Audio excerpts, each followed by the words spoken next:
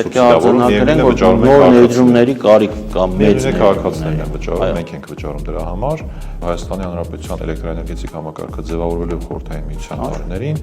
ինքը նախատեսել է մոտավորապես 2 անգամ ավելի մեծ քանակությամբ էներգիա տեղափոխելու։ Այսինքն մագիստրալ ուղղություններով հզորությունները նախատեսված են։ Ես չգիտեմ, թե որը այս բանը ինչ վիճակում է։ Ինչ վերաբերում է աշխման ենթակառուցվածքներին, այնտեղ հիմնական խնդիրները, որ գոյացել են, դա 90-ականների ոչ նորմատիվային սպառման հետևանքով է ցանցերի արագացված մաշվածքն է,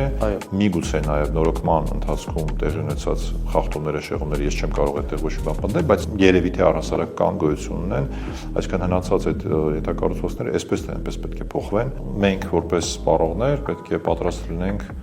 վճարել մի բանի համար, որը գնահատում ենք։ Արտահայտություն ենք, չէ, ջրի գին, որ ասում ենք, դա նշանակում է մենք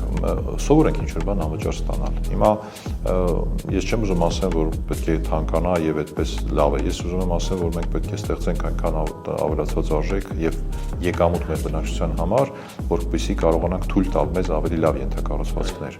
Դա ոչ միայն բաշխման ցանցերին է վերաբերում, դա վերաբերում է ճանապարհին, չգիտեմ, գոյուղում կներեք, ջրամատակարարմանը, ամեն ինչին։ Այստեղ կարևոր ըստ իս գործոնը ոչ թե